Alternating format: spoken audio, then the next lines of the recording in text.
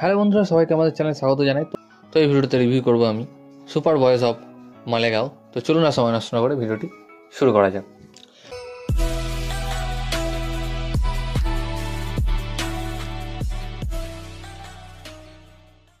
তো এই মুভিটি ডাইরেক্ট করেছেন রিমা কাকতি এবং লিখেছেন বারুণ গ্রোভার।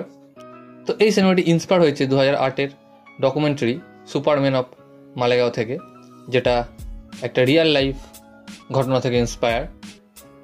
এবং এই ঘটনাটি ঘটেছিল একটা ছোট্ট শহর মালেগাঁওয়ে। তো দুর্দান্ত সিনেমা। আমি এই সিনেমাটি সবাইকে হাইলি রেকমেন্ড করব। যারা সিনেমা প্রেমী তারা অবশ্যই সিনেমাটি দেখুন, এবং যারা রাইটার লেখালেখি করেন তাদের জন্য তো মাস্ট ওয়াচ মুভি এটা। এই মুভিতে আমরা আদার্স গৌরব, বিনীত কুমার সিং, শশাঙ্ক আরোরা, অনুজ সিং দুহান, আরও প্রচুর অ্যাক্ট্রেস দেখতে পাবো। আমি একটাই কথা বলবো সিনেমাটি দেখে, সিনেমাটিতে যেমন স্টোরি রয়েছে, যেমন ড্রামা রয়েছে এবং দুর্দান্ত ইমোশন রয়েছে। সিনেমাটি যখন দেখবেন গ্যারেন্টি আপনার চোখে জল আসবেই। আর ড্রামাটাকে যেভাবে বিল্ড করা হয়েছে দুর্দান্ত, এবং খুবই একটা ইন্সপায়ার্ড স্টোরি এটা একটা। যারা ভাবছেন যে সিনেমা তৈরি করব কিংবা ভালো রাইটার হব, সিনেমা লিখবো, তাদের জন্য তো খুবই ইন্সপায়ার স্টোরি। এই সিনেমাটি আপনারা অ্যামাজন প্রাইমে পেয়ে যাবেন।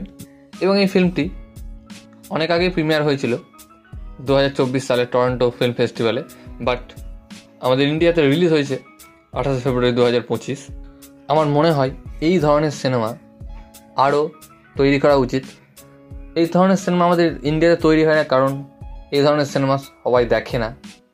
আর আমাদের ইন্ডিয়াতে চলে হচ্ছে যেই সিনেমা বক্স অফিস করবে, কমার্শিয়াল মুভি হবে, একটু মারধার অ্যাকশন হবে, সেই সব সিনেমা সবাই পছন্দ করে। বাট এই ধরনের সিনেমা অবশ্যই করা উচিত। খুবই ইন্সপায়ারিং স্টোরি, খুবই ইন্সপায়ারিং একটা গল্প।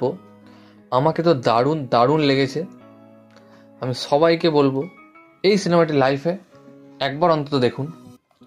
আর যাদের ফ্রেন্ড সার্কেল রয়েছে তাদেরকেও বলছি, তারা এই মুভিটিকে দেখে অনুভব করতে পারবে। তো অবশ্যই সিনেমাটি দেখুন আপনারা, দারুণ সিনেমা, বেশ ভালো লাগবে। তো এই ভিডিওটা এতটুকুই গাইস। ভিডিওটি ভালো লাগলে অবশ্যই ভিডিওকে লাইক, কমেন্ট, শেয়ার, আমার চ্যানেলটিকে সাবস্ক্রাইব করুন এবং আমাকে ইনস্টাগ্রামে ফলো করতে পারেন, লিঙ্ক আমি ডেসক্রিপশনে দিয়ে দেবো। ভিডিওটি দেখার জন্য থ্যাংক ইউ, ধন্যবাদ।